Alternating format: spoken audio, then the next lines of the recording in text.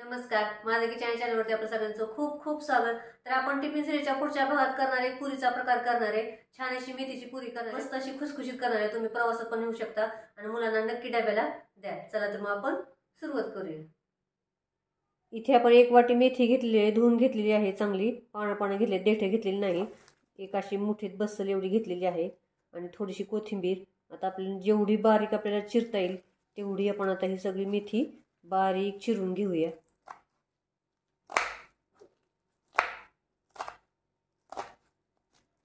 तर इथे आपण 2 वाट्या गव्हाचं पीठ घेतले, अर्धी वाटी ज्वारीचं पीठ आणि अर्धी वाटी बेसन पीठ घेतले। तुम्ही कमी जास्त करू शकता बेसन पीठ आणि ज्वारीचं पीठ। तर याच्यात आपण आता मेथी, किंवा तुम्ही त्यात थोडंसं तांदळाचं पीठ पण टाकू शकता ज्वारीच्या पिठाऐवजी। अर्धा चमचा ओवा, 1 चमचा पांढरे तीळ, चवीनुसार मीठ, अर्धा चमचा हळद, 1 चमचा धने पावडर,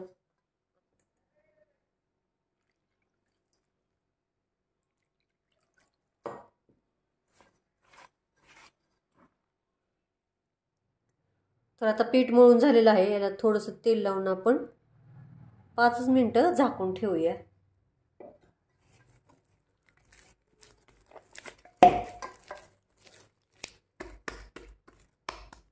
आपण झाकून ठेवूया आता। तर आता 5 मिनिटं झालेली आहेत। आपण एक आता चपाती जेवढं करतो तेवढा आपण गोळा घेऊया। पिठी लावायला पण मी गव्हाचं पीठ घेतलेलं आहे।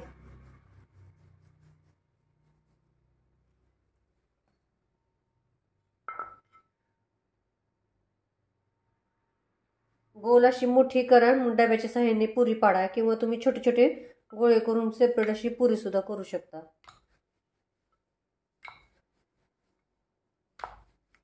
तर आपण आता लाटून घेऊया।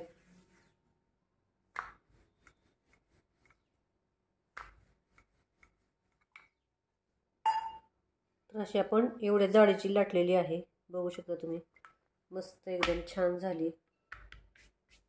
तर आपण डब्याच्या सहाय्याने आपण पुरी पाडूया।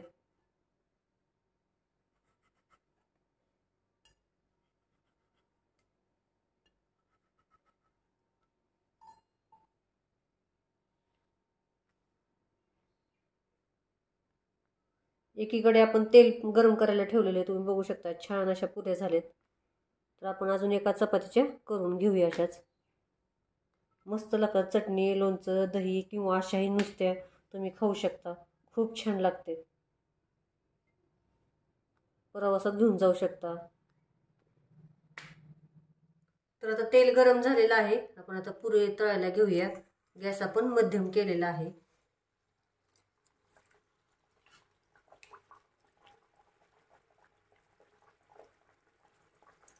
छान अशा आपण तळून घेऊया। छान अशा खरपूस तळून झाल्या, तुम्ही बघू शकता, मस्त एकदम। तर याच पद्धतीने आपण आता सगळ्या अशा पुऱ्या करून घेऊया।